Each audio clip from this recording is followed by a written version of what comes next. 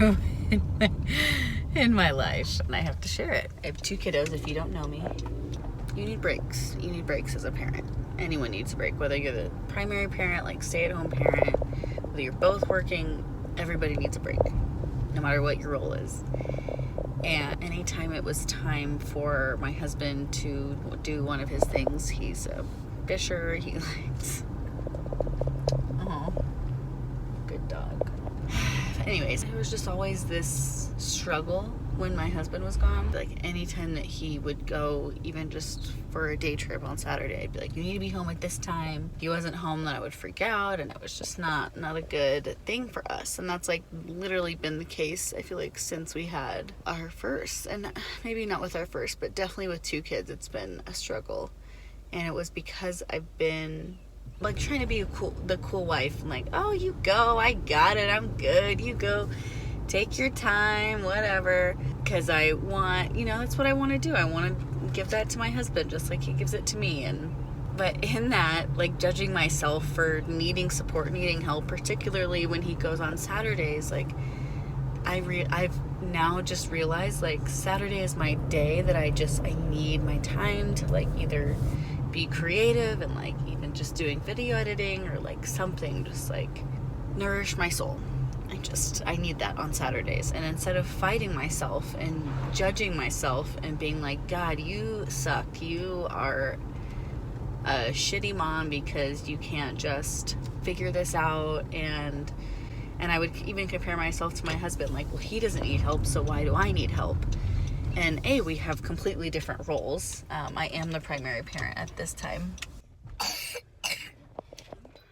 All right, I'm gonna pick up right where we left off in that last video. That was a year ago. It's now February 11th, 2024. The last video was like January 2023. And so I go look at the video and I'm like, wow, I'm learning this on such a new level now. I'm like talking about how when my husband was out of town, I like have this struggle, and he's not like going out of town on like work trips. He's going for like leisure for himself, which he needs. Like I talk about, like, spend time with yourself and like do the things that make you happy. That's like something that makes him happy. I know that recently I've been like, wow, I didn't yell at all. Like I really like controlled my reactions and didn't express my anger or my like rage or my frustration in a way that I didn't want to. On my mom's side is like all yellers. It goes back like deep in our DNA, which is not an excuse, but hello, cycle breakers, where you at? I'm like really trying to break that cycle. And it's funny, like just looking at the work I'm doing, like inner work, it's really cool to be at a point.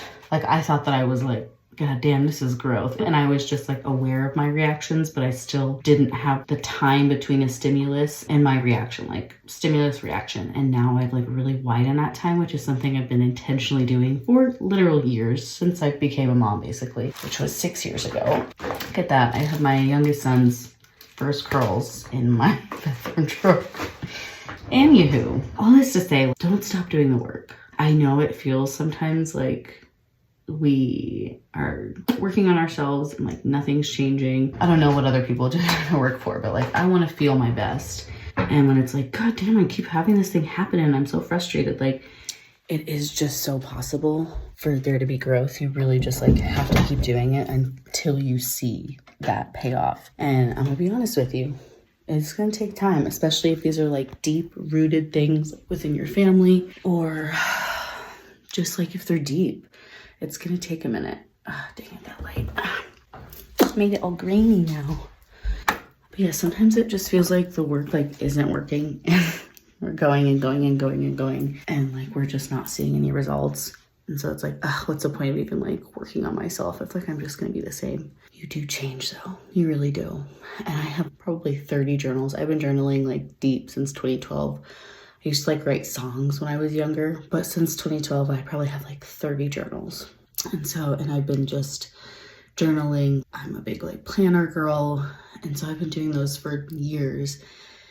And I recently just made my own like a planner for 2024. And when I shared it on social media, people were like, can I have a link? And I was like, I'll figure it out because I just made this for me. I didn't think anyone else. There's like kitchen inventory and then like, what are my fixed expenses? And then like, what's like the savings goal? I don't know. It's just a lot of different things. It's like checking in with your mood and your cycle and your like dosing schedule if you use cannabis or microdose. And then I like to track like weekly spends. I track priorities and a brain dump and a monthly calendar. And I realized this planner is the culmination of years of just getting systems organized. And I feel like now in 2024 it's like a bomb ass system with beautiful design that I designed. I do enjoy like graphic design. I enjoy art. Like, I just enjoy creating beautiful things, and it really is a beautiful thing to have. And I'll like link that. But I think because of my adeptness in journaling, like, it is cool. I love keeping my journals. It's really hard for me to part with them because I do like to go back and like see the growth. And recently I was talking to a friend and we were like, ugh, I just need to burn these old journals. Like, I'm so annoyed of like going through the same pattern like over and over and over again. But it's really not going through the same pattern over and over again. It might be the same pattern from a different perspective every day. It's not like conquering the same problem with the same attitude. It's like these, have you heard, I don't know where it's from, but the people that say like a 1%, feel 1% better, 1% better, like every day, go like 1% towards your goals. Planners and journals and like things like that are just places where I've always kept track of these things. So it's cool. It's cool just in my own life to see like where these things, because I do record videos. And so, but yeah, keep doing the work. It's gonna pay off, even if it doesn't feel like it. Even if it feels like, oh, I thought I was past this trigger, like this thing, like you're just dealing with it at a new level from a new perspective.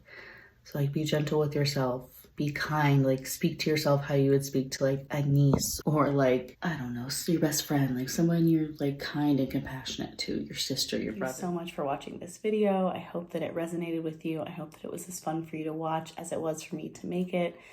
I love sharing all of the lessons that I'm learning, the good, the bad, and the ugly. And if you want to dive deeper with me, I have a course called Heal Your Shit. That's right, it's Heal Your Shit. The modules all dive into creating a more bonded relationship with yourself. We go deep into setting boundaries. We go into exploring the inner critic, those really like critical thoughts of yourself, and healing those and getting really good tools to add to your own healing practice that I've used in mine. Yeah, I just want to share with everyone like the things that have really helped me just become the best version of myself. To see more details about the course, see if you are called to it, drawn to it, want to dive deeper with me, the link is below the video. And again, if you enjoy my content, even if you just stumbled upon this, feel free to like the video. It immensely helps me find other people who need the content like this and for me to keep showing up on your page. Go ahead and subscribe if you want to be notified. And thank you so much for being here. Thanks for watching all the way to the end too.